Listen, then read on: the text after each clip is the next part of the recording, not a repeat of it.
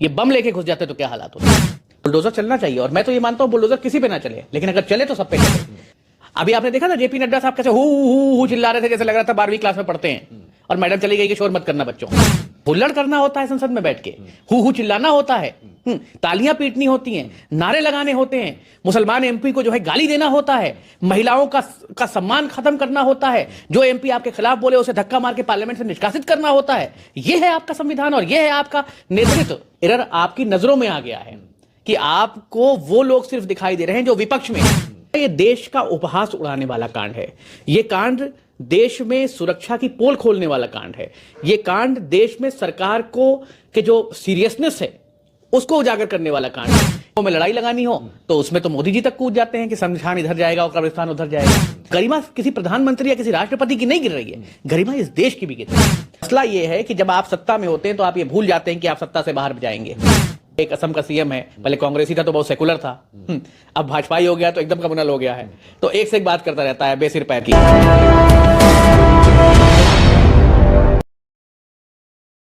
मैं तो खुदा का शुक्र अदा करता हूं कि अच्छा हुआ वो पास बीजेपी के एमपीज ने इशू किया था, क्योंकि अगर वही पास खुदा ना खास्ता किसी विपक्ष के एमपी ने इशू कर दिया होता और उसमें भी अगर किसी मुसलमान एमपी ने इशू कर दिया होता तो ना जाने लिंक किस किस देश से जोड़ दी जाती और क्या क्या कहानियां गढ़ दी जाती। तो ये अच्छा हुआ कि बीजेपी के एमपी का पास था। और इसमें एक सवाल और है कि जो बच्चे घुसे वो किस दिन घुसे, ये बड़ा महत्वपूर्ण है। महत्वपूर्ण इसलिए है कि उसी दिन आज से 22 साल पहले संसद पे हमला हुआ था। तो जिस दिन हमला होता है उस दिन की जब भी बरसी होती है तो सुरक्षा और चाक चौबंद होती है। और जो व्यक्ति कहता है कि इस देश की सरहदें पूर्णतः सुरक्षित हैं, उस जगह पर पार्लियामेंट तक सुरक्षित नहीं है, वो भी इतने सेंसिटिव दिन, जिस दिन पार्लियामेंट रन कर रही है, जिस दिन प्राइम मिनिस्टर वहां जाते हैं, जिस दिन विपक्ष के सारे नेता वहां मौजूद होते हैं, उस दिन इतना बड़ा कांड हो जाता है। ये कांड जो है ना, ये देश का उपहास उड़ाने वाला कांड है। ये कांड देश में सुरक्षा की पोल खोलने वाला कांड है। ये कांड देश में सरकार को के जो सीरियसनेस है उसको उजागर करने वाला कांड है। ये कांड देश के गृह मंत्री पर तमाचा है कि देश में जो गृह मंत्री अपने आप को सरदार पटेल के बाद सबसे प्रभावशाली गृह मंत्री कहते हैं, उन गृह मंत्री के गृह मंत्री रहते हुए संसद में लोग घुस जा रहे हैं और इस तरह की घटनाएं हो जा रही हैं। और ये उपहास है देश का कि आप जब सांसदों को सुरक्षा नहीं दे पा रहे हैं तो आम नागरिक और जिसकी आप बात करते हैं कि सबका साथ सबका विकास यानी अंतिम छोर पे बैठे व्यक्ति की सुरक्षा का हाल क्या होगा। और एक तरफ चुनावी रैलियों में नारे लगते हैं कि सोने में लदी हुई महिला अगर रात के 12 बजे स्कूटी पे निकल जाए और उसकी उम्र 18 साल हो तो उसको कुछ नहीं होगा, उसकी सुरक्षा की गारंटी है। और यहां खुदा ना खास्ता वो एमपी जो पार्लियामेंट में थे और वो ये जो उपद्रवी घुसे, ये बम लेके घुस जाते तो क्या हालात होते।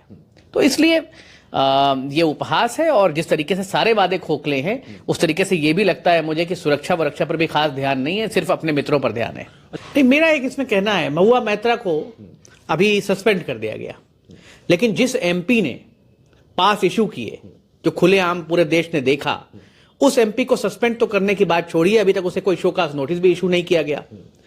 तो जब पार्टियां अलग अलग होती हैं तो एक को आंच और एक को धुआं करने की जो रणनीति है, इस रणनीति से ही सबसे ज्यादा हम सबको दर्द है। क्योंकि है क्या कि अगर आप कोई कानून बना रहे हैं, मान लीजिए डाउरी डेथ का कानून है कि भाई कोई आदमी दहेज की वजह से मार दिया जा रहा है, कोई महिला दहेज की वजह से मार दी जा रही है, तो किसी भी धर्म जाति प्रांत क्षेत्र की हो उसके साथ एक नजरिए का कानून होना चाहिए।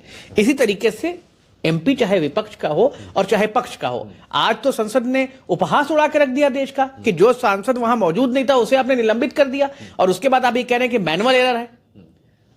मैनुअल एरर प्रॉब्लम वहां नहीं है, एरर आपकी नजरों में आ गया है कि आपको वो लोग सिर्फ दिखाई दे रहे हैं जो विपक्ष में हैं।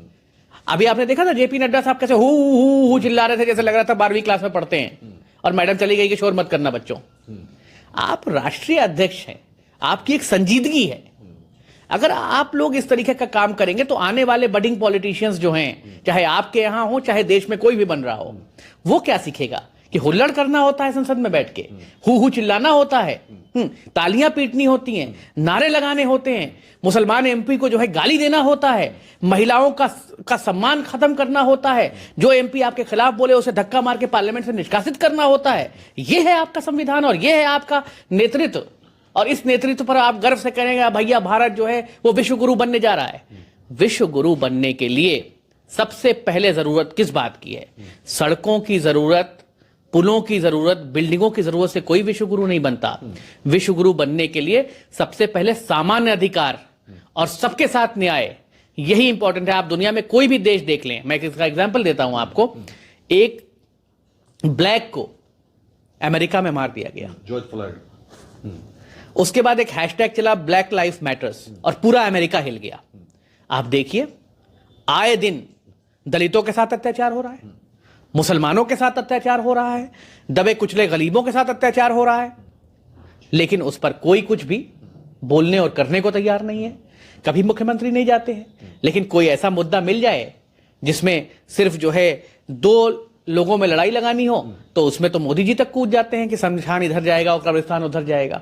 तो ये गरिमा के हिसाब से सही नहीं हो रहा है। और गरिमा किसी प्रधानमंत्री या किसी राष्ट्रपति की नहीं गिर रही है, गरिमा इस देश की भी गिर रही है। और देश की गरिमा के साथ खिलवाड़ करना मुझे नहीं लगता है कि बहुत सही और अच्छी योजना है। देखिए अब आंख किसने मारी और फ्लाइंग किस किसने किया, अगर इतने लोग निष्कासित हो रहे हैं तो उनको भी करा दीजिए निष्कासित, मुझे तो उसमें कोई दिक्कत नहीं है। लेकिन चलिए फ्लाइंग किस देने में तो किस है, किस तो मोहब्बत की निशानी है। घृणा को खत्म करने के लिए कहीं ना कोई किस तो दे। अगर वो किस जो है किसी को ऑफेंड करती तो भाई निष्कासित करो उनको। लेकिन मैं किसी गलत का साथ देने के लिए नहीं बैठा हूं। लेकिन हाँ, जो लोग सिस्टम पे बैठे हैं अगर वही सिस्टम में नियम तोड़ेंगे, जैसे पुलिस को आप देखिए, पुलिस हेलमेट नहीं लगाती और लोगों का हेलमेट पे चालान करती है तो आपको बुरा लगता है, आम आदमी को बुरा लगता है। ऐसे ही जो लोग कुर्सियों में बैठे हैं वही कुर्सियों के नियमों का पालन नहीं करेंगे तो दूसरे जो व्यक्ति है वो हर्ट होगा। देखिए इस एक्ट का तो समर्थन कोई नहीं करेगा जिस तरीके का उन्होंने किया, लेकिन हाँ ये भी बात सच है कि बेरोजगारी इस लेवल तक बढ़ गई है और सरकार के कान पर इस लेवल तक जू नहीं रेंग रही है, तो कुछ ना कुछ तो बच्चे कर रहे हैं। अभी देखिए आप शिक्षक भर्ती 69,000 शिक्षक वाला उत्तर प्रदेश में मामला चल रहा है, आज तक मैंने कोई मुख्यमंत्री का बयान नहीं देखा। बेरोजगारी की दर 44 साल का रिकॉर्ड तोड़ रही है, आज तक आपने कोई बयान प्रधानमंत्री का सीरियस नहीं देखा होगा। आप बॉडीगार्ड बनाने की एक योजना लाए हैं अग्निवीर की, 4 साल सेना में भर्ती करके उसको ट्रेनिंग दे दो, फिर वो बेचारा किसी का बॉडीगार्ड बनकर उसके पीछे चलेगा 10,000 रुपए में। इस तरह की नॉन सीरियस चीजें ला रहे हैं आप। तो आप अगर देश के युवाओं के साथ इंसाफ नहीं कर पा रहे हैं, उनको सही रोजगार नहीं दे पा रहे हैं और 5 किलो आटा और 5 किलो चना देकर उनको टरका रहे हैं, तो आप किसका फायदा कर रहे हैं? अगर मैंने वही कहा, बहुत देर से मैं ये कह रहा हूं कि एक को आंच और एक को धुआं हो रहा है इस देश में। बुलडोजर चलना चाहिए और मैं तो ये मानता हूं बुलडोजर किसी पे ना चले, लेकिन अगर चले तो सब पे चले। अभी नरोत्तम मिश्रा मध्य प्रदेश में था, बड़ा बुलडोजर चलवा रहा था, अब अपने लेवल पर पहुंच गया, चुनाव हार के घर बैठेगा, कीर्तन भजन गाएगा, सेट रहेगा। मसला ये है कि जब आप सत्ता में होते हैं तो आप ये भूल जाते हैं कि आप सत्ता से बाहर जाएंगे, लेकिन जब आप सत्ता से बाहर जाते हैं तब आपको याद आता है कि इंसाफ और न्याय और चीजें कैसे होनी है। तो सवाल इस बात का है कि सरकार कब चेतेगी, सरकार कब सीरियस होगी किसानों की आय दुगनी करने के इशू पे। आपको याद होगा प्रधानमंत्री ने टीवी पे आके कहा था अगर मुझसे कोई गलती हो गई है, मेरी तपस्या में कोई कमी रह गई है, तो तपस्या में जो कमी थी वो पूरी कब करोगे? देखिए ऐसा है, अब नए नए बने हैं तो नया मुर्गा ज्यादा बांग देता है, आपने कहावत सुनी होगी। तो भाई अभी कुछ ना कुछ लाइमलाइट में आने के लिए आप उन्हें कैसे पहचानेंगे? जब भाई उनका नाम घोषित हुआ होगा तो आपने गूगल किया होगा कि कौन साहब है, क्या करते हैं ये। तो भाई कुछ पहचानने के लिए कुछ ना कुछ तो करेंगे ना। तो वो जो है एक शेर है कि नंगे हो जाते हैं लोग अखबार में रहने के लिए। तो परेशानी ये है कि कुछ ऐसा करो जिससे भाई नजर आए कि भाई हम भी कुछ कर रहे हैं। जैसे आपको देखा होगा एक असम का सीएम है, पहले कांग्रेसी था तो बहुत सेकुलर था, अब भाजपाई हो गया तो एकदम कम्युनल हो गया है, तो एक से एक बात करता रहता है बेसिर पैर की। तो मसला यह है कि क्यों कर रहे हैं? क्योंकि महत्वाकांक्षी ज्यादा हैं, सोचते हैं हम ये करेंगे तो नंबर बढ़ जाएंगे। इसी में कभी कभी गड़बड़ हो जाता है मामला। तो जैसे अब मामा जी आए, जिता भी दिया उन्होंने, उसके उनका साइड कर दिया। कल आज मैंने देखा कि चना बो रहे हैं खेत में। तो मसला ये है कि कोई भी चीज परमानेंट नहीं है। जब तक आप ये नहीं समझेंगे तब तक आप चीजों को सही से नहीं ले जा पाएंगे। इनको ये लग रहा है कि सत्ता परमानेंट है। कांग्रेस 70 साल राज कर चुकी है, अभी 10 साल हुआ है, इतनी जल्दी कैसे लगने लगा परमानेंट है? वक्त बदलेगा।